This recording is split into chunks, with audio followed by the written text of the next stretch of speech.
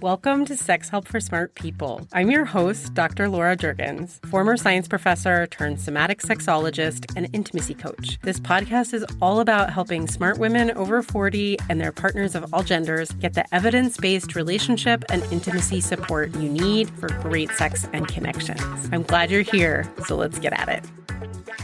Hey everyone, welcome to episode 42. We're going to talk today about how to stop being inadvertently creepy, what's going on with that if people that you want to be intimate with seem to be mysteriously turned off, and really what to do about it. This issue is all about how you handle your sexual energy. Now, when I say energy, that doesn't mean we have to get all woo about it just because we're talking about energy. I am a scientist, and I will be breaking this down as straightforwardly as possible. But I think we'll all be able to see what we're talking about when we talk about energy when we get there. We're going to cover how to know if you're inadvertently creepy, what are the sort of symptoms, why that can happen, even if you are the nicest person on the planet, who it tends to happen to, and what's up if you're on the other end, like you get creeped out even by people who seem great on paper or are just genuinely lovely human beings to be around. But when it comes to sexuality, you're just turned off by them. So why does that happen? And the thing is, this tends to be mostly a problem for heterosexual, cis-gendered men and the women who date them. 99.9% of the folks who struggle with inadvertently creeping people out, no matter how wonderful and kind you are, fall into the heterosexual, cisgendered male category. I met one woman who did it once, and she was pretty exceptional. It is very rare for women to do this. And here's the thing. It is totally understandable and doesn't mean there's no fault. It's not your fault. It has to do with how we are socialized from a very young age around our sexuality, and then what we do with our sexual energy, the energy of our arousal when it happens. And I'm going to explain this and unpack it so that you are not left in the dark trying to figure out why people are not really responding to you well sexually. And so first off, I'm going to explain what I mean by energy, how it works. If you are a nice guy who can't figure out why women don't respond well to you, this is a very important episode, so stick with me. And if you're a woman who can't figure out why you're creeped out by dudes who seem really nice but just give you a giant ick, this will also help you understand your experience. And you may not think you believe in quote-unquote energy, but I think you probably do believe in things like vocal tone and body language, right? I mean, if you don't believe in that, you're just wrong.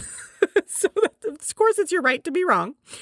But those things are real, and those are some of the big ways we express what is going on inside us is through vocal tone and body language. And in fact, the vast majority of human communication is actually through body language and vocal tone, not so much the words, the content of the vocabulary that we're saying. So, and there's a bunch of research to back that up. So what's going on inside us that we are not expressing through words really matters to other people. And whether they believe us or not, whether they believe we're sincere, and how they respond to us really depends on our vocal tone and body language. And now look, this is not an invitation to try to somehow act your way into better manipulating other people while still being full of shit. Like, that's not what we're talking about here. We want you to be as authentic as possible. You don't have to police your vocal tone and body language. You just have to be consistent and real, and then you won't have to worry about policing your vocal tone and body language. We want you to be incredibly honest starting with yourself, and then honest with your potential partners. And you may think that's what you're doing, but there's some inadvertent sort of subconscious ways that sexual energy can kind of leak out the side. So that's what we're going to talk about today. We all have this life force energy moving through us, right? Sexual energy is just a different kind of life force energy. And how we handle the sexual aspects of it are what determines if we give off creepy vibes or confident vibes. And as a scientist, and I'm going to use vibes as that sort of like vocal tone and body language. That is what I mean by vibes. I will also just say that, we are all energy beings. We know that, of course, we need energy to survive, to run our metabolisms, right? And I'm just going to leave it at that for now because physics believes in energy, biology and chemistry believe in energy. So I invite you to also understand that you have an energy, right? And I think most of us are probably on board. So we have this life force energy, and sexuality or eroticism can actually build that energy in our bodies. Even if you've never had words for that, you've probably felt it. So imagine a time when you were super turned on. Remember how that feels in your body. There's a lot of extra energy there, right? Even sometimes we describe it as heat, right? Like I feel really hot for this person, or I feel really hot right now. It's just like anger actually can build energy. We can feel the energy of like rage or fury, right? Righteousness. So can arousal. Those are a couple different things that tend to build energy in us. But the question is, how do we deal with that arousal energy? We have a couple of choices. So one, we can let it fill us up for ourselves. We can let it be contained in our own bodies, let it feel alivening and yummy, and take full responsibility for it. We own it for ourselves. We let it circulate within us. We let it be a big, yummy kind of delicious energy. When we do that, it tends to make us feel quite attractive, actually, magnetic, charismatic even sometimes to other people. Other people experience it comfortably because our energy is contained and it feels like we are on top of it. It feels very adult to other people. Most of us have zero idea how to do that. And it's actually not that hard, but our society doesn't teach it. And it's something that I had to learn. I was really grateful to learn. And I teach all my clients. But you can even just think about letting that energy just be contained in yourself, right? And we'll do a little exercise at the end of today, like I normally do for you, that'll help you get started on that path. Number 2, in terms of our options for what we do with our sexual energy, right, when we feel aroused, is we can actually let it leak out on other people. And this means we start putting the responsibility outside us, wanting other people to like assuage our arousal, looking for or seeking for others to deal with it. So instead of letting it just fill us up and feeling responsible for it and enjoying our own contained arousal, we are trying to get something from someone else. Namely, usually some sort of sexual servicing. We are seeking other people to do something for us with that energy, to like fix our energy or hold our energy. And this is a really common habit for heterosexual men who are often seeking servicing from women and want women to handle their sexual energy for them, or subconsciously feel entitled to putting out their sexual energy for women to deal with, even if you're trying to like lock it down. And sometimes almost even more, if you're trying to like lock down your sexual energy, it'll kind of leak out the side. And this is what I mean by when I say leaking sexual energy. I want to be really clear that it is not your fault and you are not a bad person for doing this, even though it's not helping you in the world and you do need to learn how not to do it if you want to not creep people out.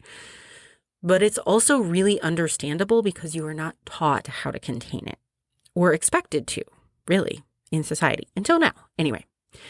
So the third option of what we can do with our arousal energy, our sexual energy, is to stifle or bury it.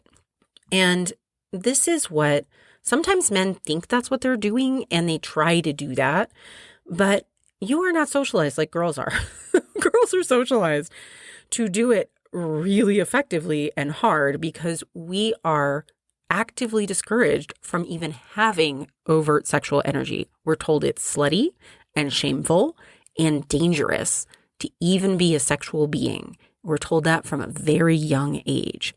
So we have a habit from early on in life of locking it down and not even letting ourselves feel it. Whereas men will sometimes try to kind of lock it down from getting out, but you do let yourself feel it. You let yourself have sexual energy. A lot of women don't even know how to access theirs. We have learned to shut it down so well that many of us can't even find it. So our task is very different, and we're not going to talk about that so much today. I invite you to reach out to me if you are a woman and want to experience this, and we'll cover this a little bit more. I kind of cover it throughout this podcast in little bits and pieces. But our task as women is to really find our sexual energy and really let it fill us. And it's really the same skill for men as letting it fill us up and be contained in our own bodies, let it feel alivening, take responsibility for it, allow it to circulate within us. So the recipe for success is the same, regardless of your socialized gender or your current gender. But what happens to people based on how girls and boys are socialized differently by culture is different, right? So today we're focusing on leaking and how it can make even the nicest, hottest guy a real turnoff. And I'm giving you this because I want to help you, help you not inadvertently creep people out. It's not because I'm trying to tell you that you are somehow inherently creepy. It is that there is just this thing that really happens that you want to stop doing so that you don't inadvertently drive away people you actually want to attract. All right, so there's two ways to leak sexual energy: overtly and covertly. So some men are pretty overt about it, and they may not know specifically what they're doing, like I am leaking sexual energy on purpose, but they make zero effort to hide their entitlement to putting their sexual energy out on women. And these are the overt creeps, the sexual harassers, the sleazy dudes, the ones who stare at your boobs when they're talking to you. They are usually in the minority, although there's way too many of them. And they are pretty easy to spot. They feel overtly predatory, and they feel entitled to do that. And it's kind of like aggressive, right? It's definitely aggressive. And this is what the good hetero men of the world are trying so hard not to do and not to be, right? Y'all see these guys too. We all see them. And good men are trying really hard not to be those people. But unfortunately, really kind-hearted men often fall into the leaking sexual energy habit too, simply from a lack of awareness, because nobody's ever given you these tools. And also because you're trying so hard not to be predatory that you wind up trying to deny your sexual energy, but it's still there, so it comes out kind of sideways. And you still have a subconscious socialization, again, not through your fault, but it's time to notice it, right? The subconscious socialization that female-bodied people are supposed to serve male-bodied people's sexual needs. That is what society tells us. So even if you don't believe it intellectually, even if you think completely the opposite intellectually, there is still that ingrained socialization. So what happens is these wonderful, well-meaning people are secretly leaking sexual energy, don't know it, and can't figure out why women are pulling away. And women are confused because on the surface, this guy is great. He's totally awesome. And yet I have the ick, right? And then we're like, why do I have the ick for this super nice guy, this kind-hearted man? So it's because all of this is happening under the surface. So we want to bring awareness to it and really help bring some tools here. Okay.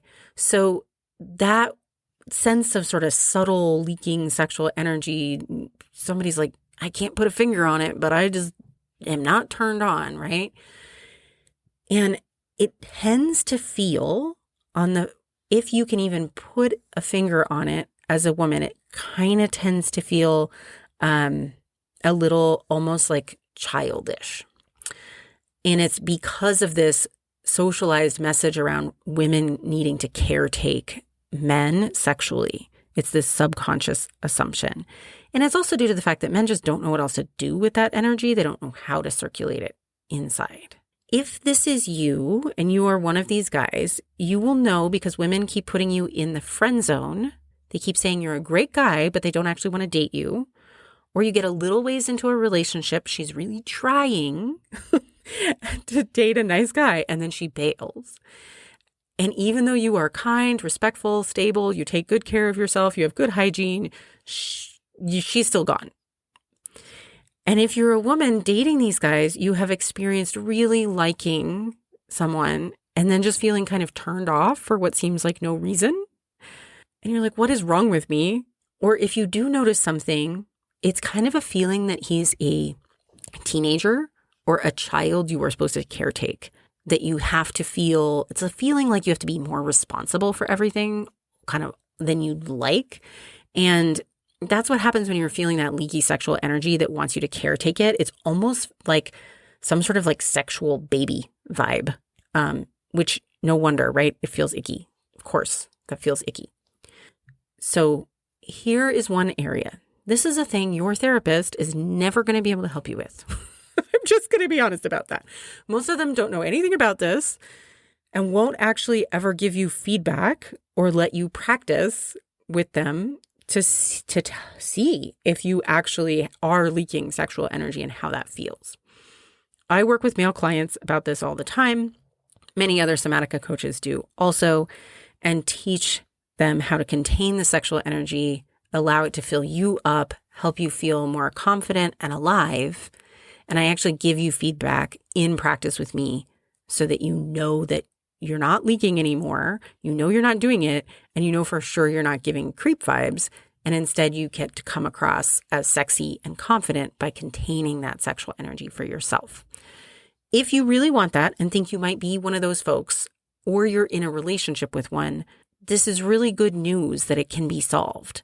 So there are people like me and other somatica coaches who can do a diagnostic consultation with you, see if that's what's going on. And I can usually tell super fast. So that is really awesome news. This is totally solvable.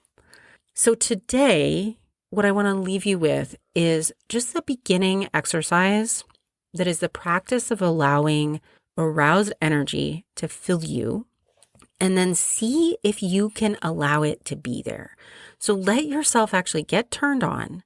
See if you can notice how that energy feels, and see if you can just let it circulate in your body. Let yourself fill up with it. Keep your eyes closed. Keep them relaxed back in your head. One of the things that can kind of happen with leaking sexual energy is that you can get this really intense gaze out on the objects that you were attracted to, the human objects that you were attracted to, object of your desire. So relax your eyes, just breathe with the energy, and let it be okay that it's there. Let it be no one else's job to do anything about it or for you. And see if you notice any desire to sort of jump out of your body into seeking a partner, into porn, into fantasy, into some sort of relief for this energy, like if it feels intolerable, to just allow yourself to fill up with arousal energy and just kind of befriend it. Let it be there for you. Let it fill you up and feel delicious. So practice that and see how that goes for you. That could be really challenging. And there's some, this is not a one and done. It's not going to be fixed in one podcast, but it will get you started on the right road.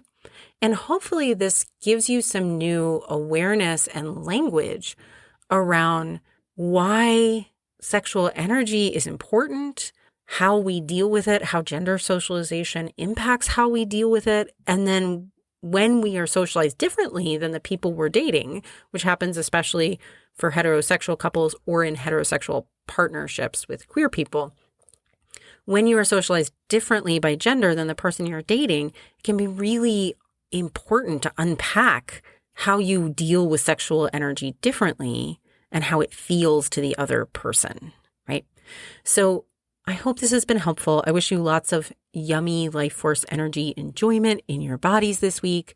Whatever else you are dealing with this week, and many of us are dealing with a lot, see if you can let the pleasure of your own sexual energy be a resource for you and feel really delicious to you. All right, have fun. I'll see you here next week. Hey, if you're curious about how you could have better sex and connections, go grab my free guide, Find Your Secret Turn-Ons. It's right on my website, www.laurajurgens.com, and the link is in the show notes. I'll see you here next time.